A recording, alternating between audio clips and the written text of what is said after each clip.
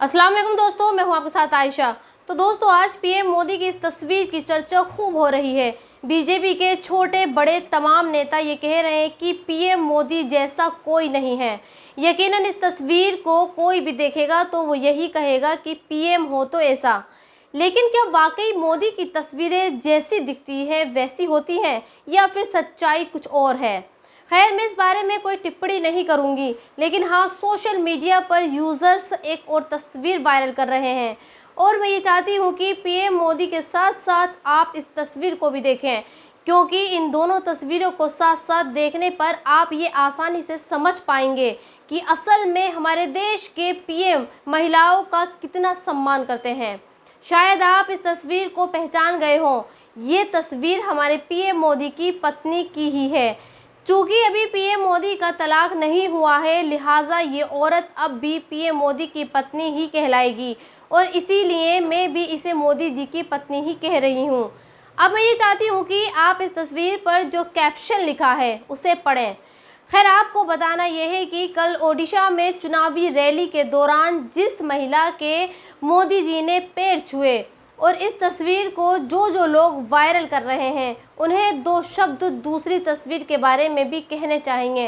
खैर, बात मोदी जी की हो रही है तो आपको ये भी बता देती हूँ कि आपको अगले 48 घंटे मोदी की कोई भी रैली और कोई भी ऐसा बयान सुनने को नहीं मिलेगा जिसमें मुसलमान शामिल होंगे, क्योंकि अगले 48 घंटों के लिए मोदी ध्यान लगाने के लिए कन्याकुमारी के स्वामी विवेकानंद रॉक मेमोरियल जा रहे हैं और वो इसी समंदर किनारे बसी जगह पर ध्यान लगाएंगे।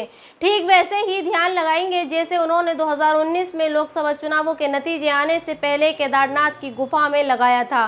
क्योंकि अब चुनाव प्रचार थम चुका है और देश को 4 जून का इंतज़ार है, लिहाजा मोदी का काम भी ऑलमोस्ट ख़त्म हो गया है और जो उन्होंने तपती दोपहरी में 50 डिग्री के टेम्परेचर में कमर तोड़ रैलियां की थी, अब वो आराम करने के लिए समंदर किनारे बनी गुफा में ध्यान लगाएंगे। हालांकि इस एकांत के पलों में मोदी के साथ कोई होगा या नहीं होगा इसका तो पता नहीं, लेकिन हाँ, कैमरामैन ज़रूर होगा, क्योंकि इसी कैमरे से ये पता चलेगा कि मोदी जी ध्यान लगा रहे हैं। खैर, मोदी जी तो विवेकानंद की शरण में जा बैठे हैं, लेकिन उनके पीछे उनके 2 बयानों की चर्चा काफ़ी हो रही है। एक बयान तो वो जिसमें मोदी जी ने ये कहा था कि महात्मा गांधी को कोई नहीं जानता और गांधी को दुनिया ने तब जाना जब उन पर ऊपर फिल्म बनी। खैर, मोदी जी शायद ये भूल गए कि देश की करेंसी पर उसी गांधी जी का फोटो लगा है। वैसे मैं इस बारे में ज़्यादा कुछ नहीं कहूँगी। हाँ, राहुल गांधी ने मोदी के याददाश्त के लिए एक वीडियो बनाया है, आज आप उसे भी देखिए। और शाखाओं में जिनकी वर्ल्ड व्यू बनती है वो गांधी जी को नहीं समझ सकते, असल में वो गोडसे को समझते हैं, गोडसे के रास्ते को अपनाते हैं। गांधी जी पूरी दुनिया के लिए एक इंस्पिरेशन थे। Martin Luther king junior, Nelson Mandela, Albert Einstein, ये सब लोग गांधी से इंस्पायर हुए। खैर, आगे बढ़ते हैं और बात करते हैं मोदी की एक और झूठ की। वैसे तो कहने वाले ये कहते हैं कि मोदी के लबों से जो निकलता है वो झूठ ही होता है, लेकिन पीएम मोदी ने कुछ झूठ ऐसे बोले हैं जो हजम भी नहीं हो रहे और जिनका फैक्ट चेक हो चुका है। जैसे मोदी ने पिछले दिनों एक इंटरव्यू में ये कहा था कि वो पिछले कई दशकों से गालियाँ खा रहे हैं और अब उन्हें गालियां खाने की आदत हो गई है। इसके अलावा उन्होंने ये भी कहा है कि लोकतंत्र उसी देश में मजबूत होता है जहां आलोचक होते हैं और लोकतंत्र में आलोचना कंपलसरी यानी अनिवार्य होती है और अगर ऐसा ना हुआ तो फिर लोकतंत्र बर्बाद हो सकता है।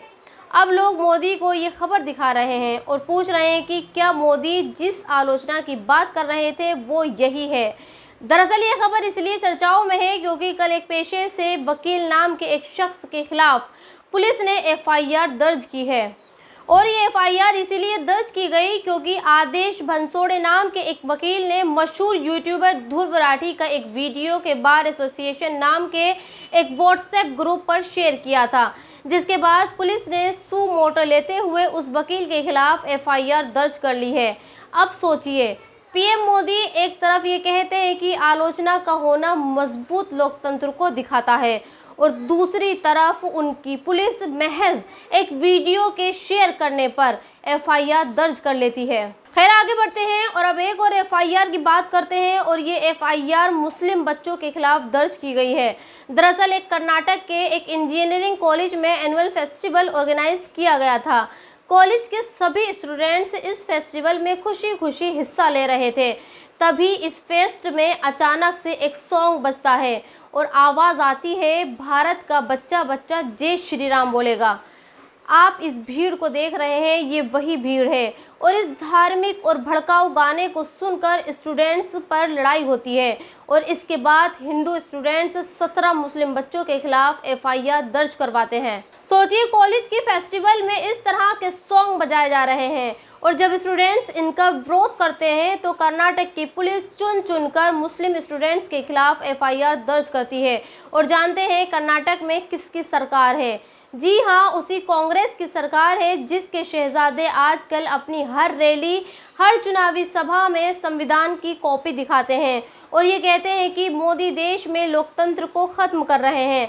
जबकि हकीकत यह है कि कर्नाटक में जहां कांग्रेस की सरकार है वहां की पुलिस मुस्लिम स्टूडेंट्स के खिलाफ एफआईआर दर्ज करती है। फिर आगे बढ़ते हैं और बात फिलिस्तीन की करते हैं। आज सोशल मीडिया पर इस तस्वीर की खूब चर्चा हो रही है। ये तस्वीर जिस पर लिखा है ऑल आइज ऑन रफा, हर कोई इसे शेयर कर रहा है और अपने सोशल मीडिया अकाउंट्स पर लगा रहा है। हमारे देश में भी बॉलीवुड के कई बड़ी हस्तियों ने इस तस्वीर को शेयर किया। आज मैं आपको इस तस्वीर की हकीकत बताना चाहती हूँ और मैं ये चाहती हूँ कि क्यों हमारे देश में एक ख़ास पार्टी से जुड़े लोगों को इस तस्वीर से डर लग रहा है और वो ये कह रहे हैं कि जिन लोगों ने ये तस्वीर लगाई है या इसे शेयर किया है, असल में वो हमास के समर्थक हैं और वो इजराइल से नफरत करते हैं। खैर, ऐसे ही लोगों को आज ये वीडियो देखना चाहिए। ये वीडियो उसी रफा बॉर्डर का है जिसके बारे में आज दुनिया में सबसे ज़्यादा चर्चा हो रही है। आप देख सकते हैं कि कुछ लोग बैठे हुए होते हैं और सामने से अचानक एक धमाका होता है। ये धमाका रफा बॉर्डर पर एक रिफ्यूजी कैंप पर हुआ है। जानते हैं इस धमाके में कितने लोग मारे गए? पूरे 37 लोग।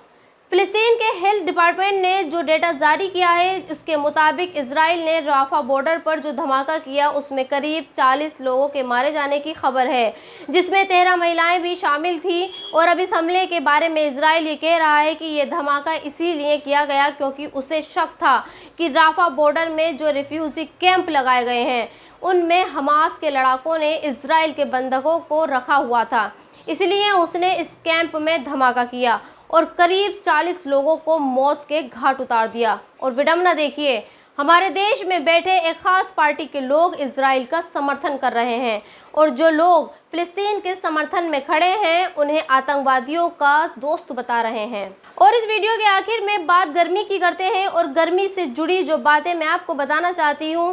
पहली बात तो यह है कि आजकल आप ऐसे वीडियो देख रहे होंगे जिनमें लोग सड़कों पर ऑमलेट और पापड़ और पूरियाँ तल रहे हैं।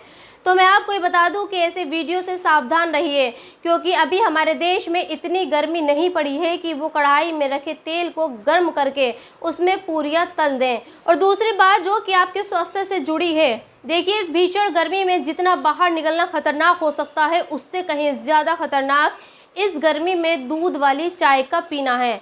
डॉक्टर ये बताते हैं कि 50 डिग्री के टेम्परेचर वाली गर्मी में चाय आपको हार्ट का मरीज बना सकती है, आपको हार्ट अटैक आ सकता है। दरअसल चाय जब आपके शरीर में जाती है तो वो खून को गाढ़ा करती है और जब खून गाढ़ा होता है तो फिर उस खून को आपका हार्ट सही से पंप नहीं कर पाता और इसीलिए इस गर्मी में चाय को छोड़िए और लस्सी का दामन थामिए।